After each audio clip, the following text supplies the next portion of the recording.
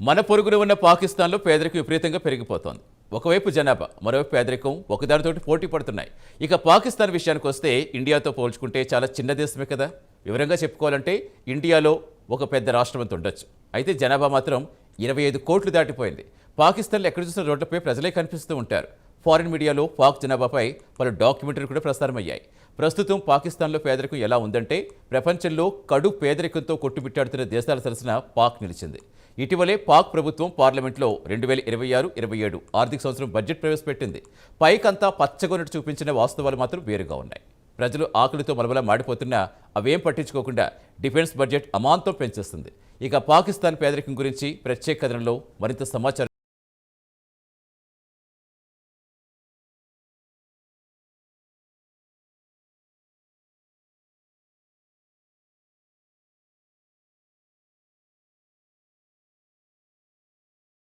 పాలకుల పాపాలు ప్రజలకు శాపాలుగా మారడం అంటే ఇదేనేమో. ఇండియా నుంచి విడిపోయిన తర్వాత పాకిస్తాన్ ప్రారంభంలో ఆర్థికంగా బలంగా ఉండేది. అధికారం ఎప్పుడైతే ప్రజల నుంచి మిలిటరీ చేతికి వెళ్ళిందో ఇక ప్రజలకు కడగళ్లు మొదలయ్యాయి. ఇక ప్రజల్ని పాలించిన పాలకులు అత్యంత అవినీతి పౌరులు దేశంలోని సహజ వనరుల్ని కొల్లగొట్టారు. ప్రజలకు దక్కాల్సిన సొమ్మును సొంత జేబులు నింపుకున్నారు. అక్రమంగా సంపాదించుకున్న సొమ్మును పాక్ రాజకీయ నాయకులు ఇటు లండన్, దుబాయ్, దోహా, అమెరికాలో, స్విట్జర్లాండ్లో మిలియన్ల కొద్దీ డాలర్లు దాచుకున్నారు. దేశంలోని సామాన్య పౌరుడు పూట గడవక రాజకీయ నాయకుల్ని శాపనార్థాలు పెడుతున్నారు.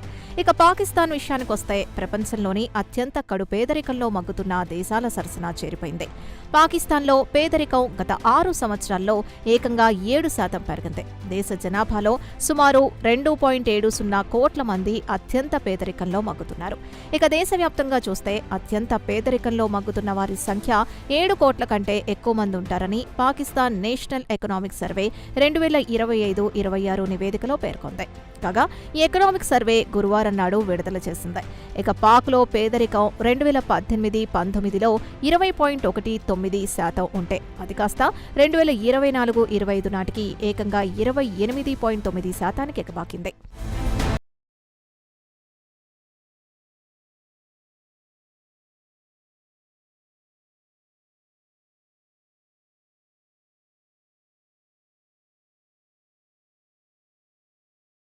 ప్రాంతాల్లో అయితే ఈ సంఖ్య మరింత పెరిగింది. 2018-19 ఆర్థిక సంవత్సరంలో 28.2% ఉంటే అది కాస్త 2024-25 నాటికి 36.2%కి ఎగబాకింది. ఇక పట్టణ ప్రాంతాల్లో పేదరికం 11% నుంచి 17.4%కి ఎగబాకింది. ఇక పాకిస్తాన్లోని అతిపెద్ద ప్రావిన్స్ పంజాబ్, ఇక్కడే నవాజ్ షరీఫ్, షెహబాజ్ షరీఫ్ మరియు నవాజ్లకు గట్టి పట్టుంది. ఇక ఇక్కడి పేదరికం గత 6 ఏళ్ల కాలంలో 16.5% నుంచి 23.3%కి ఎగబాకింది. ఇక సింధ్ ప్రాంతానికి వస్తే ఇక్కడ బెంచరీ భుట్టో, ఆసిఫ్ అలీ జర్దారీలకు మంచి పట్టుంది. ఇక్కడ పేదరికం 24.5% నుంచి 32.6%కి ఎగబాకింది. ఇక ఆఫ్ఘనిస్తాన్కి సరిహద్దులో ఉండే ఖైబర్ పఖ్తూన్ఖ్వా విషయానికి వస్తే పేదరికం 28.7% నుంచి 35.3%కి ఎగబాకింది. ఇక బలోచిస్తాన్ విషయానికి వస్తే ఇక్కడ పేదరికం అత్యంత దారుణంగా ఉంది. 41.8% నుంచి 47%కి ఎగబాకింది.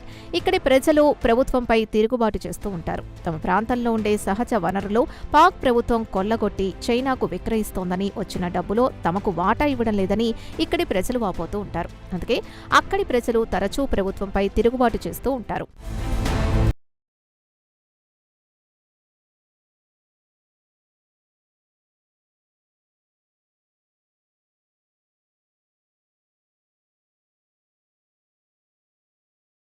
ఇక పాకిస్తాన్ మొత్తానికి చూస్తే అత్యధికంగా పేదరికంలో మగ్గుతున్న ప్రావిన్స్లలో బలోచిస్తాన్ అగ్రస్థానంలో నిలిచింది.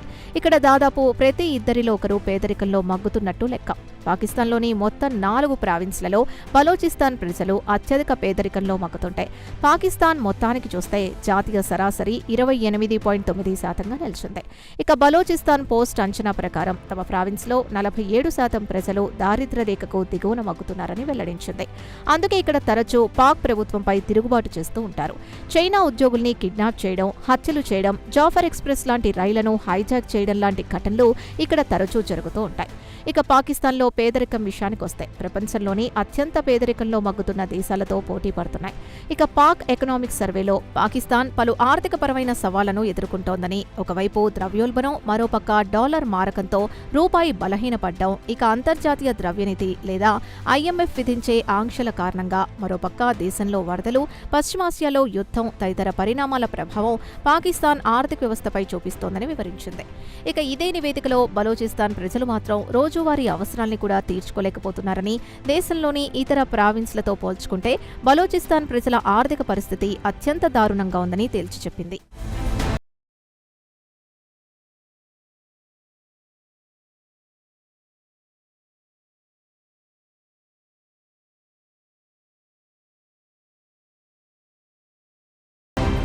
ఇక బలూచిస్తాన్తో పాటు పంజాబ్ ప్రావిన్స్లలో పేదరికం రేటు చూస్తే ఆఫ్రికాలోని అత్యంత పేదరికంలో మగ్గుతున్న దేశాల కంటే చాలా చాలా ఎక్కువగా ఉంది.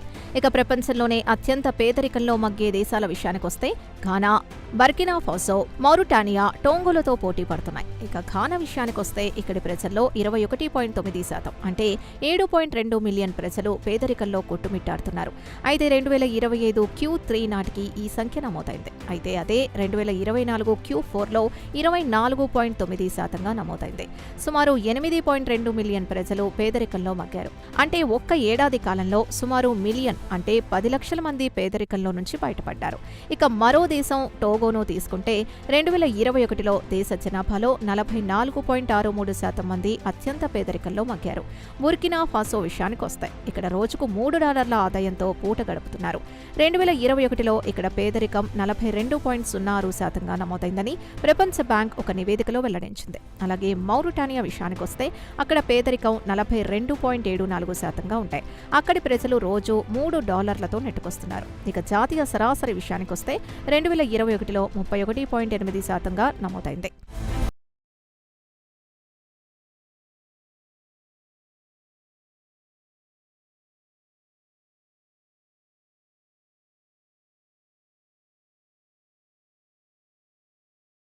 ఇక కోమెరోస్లో 2021లో పేదరికం 42.40గా నమోదైంది. అయితే పాకిస్తాన్లో పంజాబ్ని తీసుకుంటే బలూచిస్తాన్ ప్రావిన్స్తో పోల్చుకుంటే కాస్త తక్కువ. ఇక ప్రపంచవ్యాప్తంగా చూస్తే వరల్డ్ బ్యాంక్తో పాటు అంతర్జాతీయ ద్రవ్యనిధి లేదా IMMS అంచనా ప్రకారం అంతర్జాతీయంగా దారిద్ర్య రేఖకు దిగువన అంటే రోజుకు $2.15 కంటే తక్కువ సంపాదించేవారని కడు పేదరికంలో మగ్గుతున్న వారిగా లెక్కగడుతోంది. ఇక పాకిస్తాన్ మొత్తానికి చూస్తే ప్రతి 10 మందిలో 3 పేదరికంలో మగ్గుతున్నారు.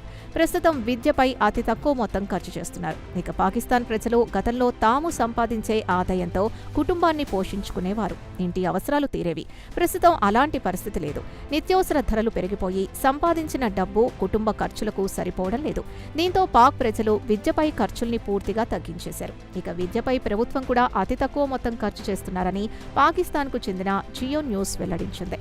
ఇక పాకిస్తాన్లో విద్యపై దేశ జీడీపీలో కేవలం 0.8% మాత్రమే ఖర్చు చేస్తున్నారు. పాకిస్తాన్ చరిత్రలో అతి తక్కువ మొత్తంలో వ్యయం చేస్తోంది ఇప్పుడే అని పాక్ మీడియా జియో వివరించింది.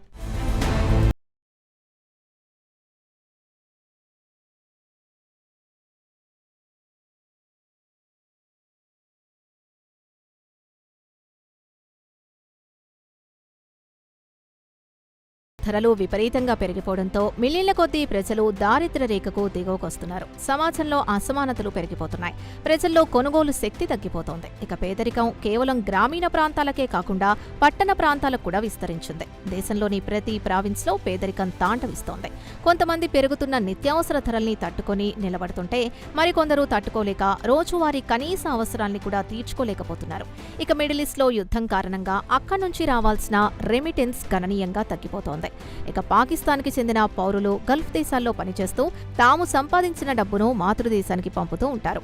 యుద్ధం కారణంగా ఆ డబ్బు కూడా రావడం తగ్గింది. విదేశాల నుంచి రెమిటెన్స్ తగ్గిపోవడంతో ప్రజలు తమ కనీస అవసరాలకు కూడా తీర్చుకోలేని పరిస్థితిలో ఉన్నారు.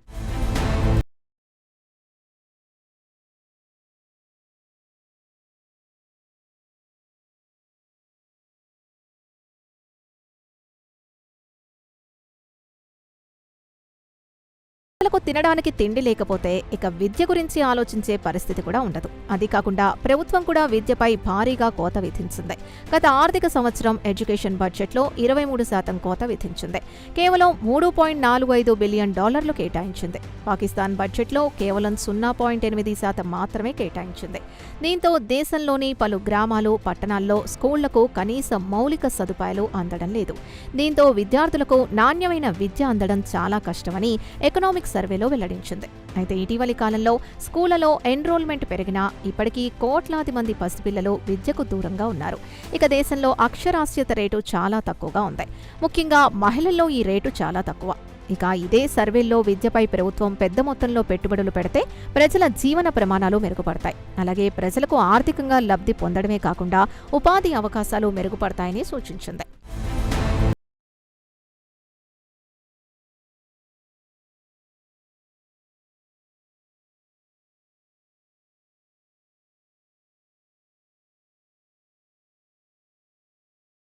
పాక్ ఎకనామిక్ సర్వేలో ప్రధానంగా సూచించింది జనాభా నియంత్రణతో పాటు విద్యపై పెద్ద ఎత్తున పెట్టుబడులు పెడితే దేశ ఆర్థిక వ్యవస్థ తిరిగి గాడిన పడే అవకాశాలున్నాయని ప్రభుత్వానికి సూచించింది. మరి షరీఫ్ ప్రభుత్వానికి ఎకనామిక్ సర్వేలో సూచనలు వినబడుతున్నాయా లేదా? కానీ ఆయన మాత్రం ట్రంప్ని ప్రసన్నం చేసుకోవడానికి ఇరాన్, అమెరికా యుద్ధంలో మధ్యవర్తిత్వ పాత్ర పోషించడంలో యమ బిజీగా ఉన్నారు. ఎకనామిక్ సర్వేలో గురించి పట్టించుకునే సమయం లేదు కదా అని పాక్ ఎకనమిస్టులు చురకలంటిస్తున్నారు.